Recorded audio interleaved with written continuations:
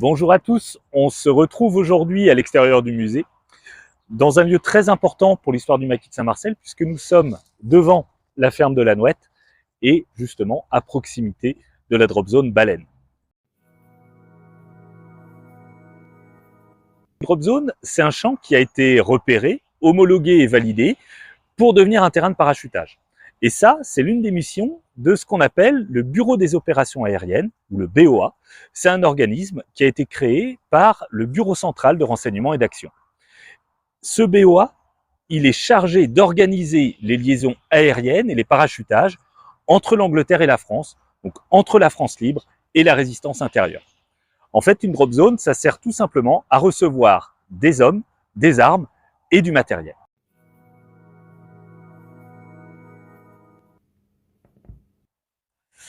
Les premières opérations de dépose d'agents derrière les lignes ennemies ont lieu dès la Première Guerre mondiale, afin d'organiser des missions de renseignement ou de sabotage en territoires ennemis. Mais les récupérations sont très difficiles et les agents doivent retourner en France par leurs propres moyens. À la fin du conflit, on assiste même au premier parachutage depuis un avion à près de 1000 mètres d'altitude. Au cours de la Seconde Guerre mondiale, la question des parachutages et des récupérations d'agents se pose de nouveau. Et c'est pour ça que le 21 août 1940 est créée au sein de la Royal Air Force une escadrille spéciale qui travaille pour le Secret Intelligence Service, donc des services secrets britanniques. Un an plus tard, le 25 août 1941, elle prend le nom de Squadron 138 et a pour mission d'effectuer des parachutages d'agents, d'armes et de matériel en territoire occupé. Et c'est d'ailleurs cet escadron qui parachutera Jean Moulin, Raymond Fassin et leur radio Joseph Monjaret en Provence le 2 janvier 1942. Et en effet, le soir, quand le soir est arrivé, une voiture nous a pris et nous a conduits au terrain d'aviation par lequel là. Et alors là, après, on nous a remis des parachutes, on nous a donné des instructions et nous avons été accompagnés par un officier anglais, un grand diable qui était sympathique comme tout, qui est monté dans l'avion avec nous. C'était notre dispatcher, c'était lui qui devait nous donner des instructions, nous donner des indications, nous dire quand il fallait sauter, etc. Et l'avion a décollé, c'était un Whitney, comme je l'ai dit tout à l'heure, un très vieil appareil, très lent, très inconfortable. Les appareils n'étaient pas pressurisés à l'époque, horriblement bruyant, et c'était un bimoteur, ça faisait un bruit infernal là-dedans. Et en plus, la soirée était très belle, mais était très fraîche, il faisait un froid de loup, c'était abominable ce qu'il faisait froid. Et c'était glacial cette carlingue d'avion. En 1943, les liaisons aériennes deviennent de plus en plus importantes pour la France libre, qui doit donc repérer et faire valider des terrains. Au printemps, le BOA fournit environ 500 terrains au BCRA. Et dès 1944, les besoins se font de plus en plus pressants, surtout après le débarquement. Les parachutages d'hommes et de matériel, du coup, augmentent en conséquence. Côté organisation, au départ, les parachutages étaient effectués blind, donc à l'aveugle, c'est-à-dire sans comité de réception au sol pour accueillir, cacher et orienter les hommes qui devaient donc se débrouiller seuls. Ils devaient récupérer le paquet qui était parachuté avec eux, et ce paquet contenait soit des armes, des explosifs, le poste radio ou autre.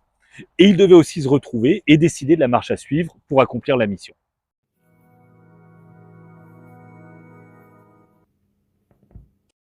Alors, à la demande du chef de réseau, le radio fait parvenir en Angleterre un message qui demande un parachutage de matériel ou autre sur un terrain précis. Le message contient le nom de code du terrain, ses coordonnées et une lettre qui sert pour la reconnaissance, ainsi que le message codé qui sera diffusé sur les ondes de la BBC. Londres confirme la bonne réception du message et que l'opération est prévue pour la prochaine période lunaire.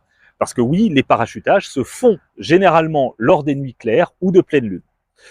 Le chef de réseau et son contact local vont prévenir le fermier qu'un parachutage va avoir lieu.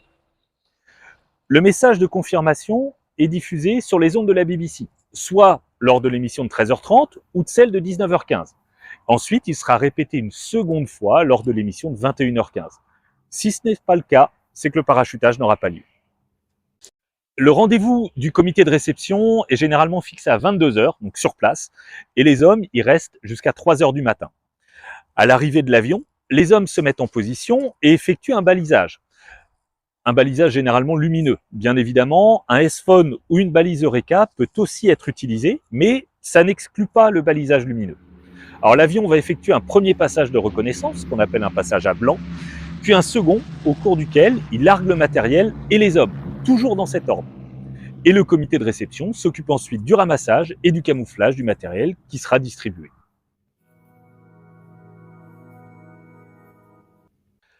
Choisir un terrain, c'est essentiel pour ces opérations.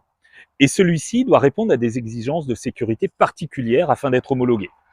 L'idéal, c'est qu'il soit plat, soit un champ labouré avec une surface égalisée. Pas de sommet à plus de 150 mètres de haut dans un rayon de 5 km. Pas de batterie de DCA à moins de 8 km.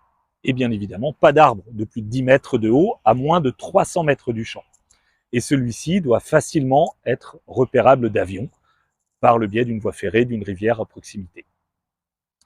Le balisage permet aux pilotes de repérer le terrain, de s'orienter dans la bonne direction et de larguer les hommes et le matériel dans de bonnes conditions. L'un des balisages utilisés, c'est le suivant, c'est le balisage en L. 3 lampes rouges, A, B et C, sont alignées à 100 mètres d'intervalle. Évidemment, la distance varie en fonction de la taille du champ.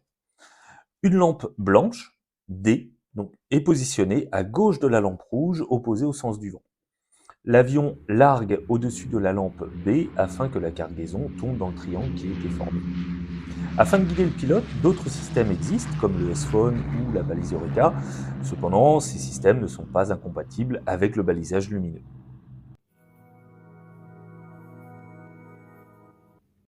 Alors pourquoi ce terrain en particulier ? En fait, pour le comprendre, il faut remonter entre décembre 1942 et juillet 1943. Au cours de cette période, va avoir lieu la mission Cockle. Et au cours de cette mission, donc des agents du BCRA, Guy L'Enfant et son radio André Rapin, sont parachutés dans le Morbihan, dans la région de Pleuhermel, et ils vont avoir pour mission, entre autres, de repérer des champs qui peuvent servir de terrain de parachutage.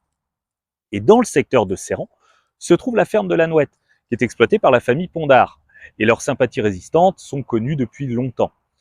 Les premiers contacts ont lieu dès février 1943, et un terrain qui est situé non loin des bâtiments est repéré. Il est entouré de bois, de landes, proche de l'Oust, de la rivière de la Claye, et il est facilement repérable d'avions. Un premier parachutage a lieu en mai 1943, et à la suite de cela, le terrain est homologué et il va recevoir le nom de code de baleine. Ensuite, il est mis en sommeil et ne sera pas utilisé avant les opérations de libération de juin 1944. Dès l'annonce du débarquement, le 6 juin 1944, l'état-major FFI du Morbihan s'installe à la ferme de la Nouette et dans les fermes à proximité. Et ils seront rejoints le matin du 7 par les parachutistes SAS de la France libre qui ont été largués sur Plumelec dans la nuit du 5 au 6. Surpris par les effectifs de la résistance morbihanaise, son organisation et la motivation de ses membres, ils installent leur base à la ferme, nom de code Dingson. Entre le 8 et le 17 juin 1944, c'est un véritable pont aérien qui est organisé sur Baleine. 160 parachutistes sont largués, 300 tonnes de matériel, 100 à 150 containers par soir et même 4 jeeps dans la nuit du 17 au 18 juin 1944. Ce qui va permettre d'entraîner les jeunes résistants venant de toute la région pour se faire équiper et instruire. Mais ce rassemblement ne peut rester indéfiniment secret. Il est finalement découvert le 18 juin 1944 au matin, ce qui provoque la bataille de Saint-Marcel. Et pour en savoir plus sur ces événements, n'hésitez pas à venir visiter le musée et ses collections.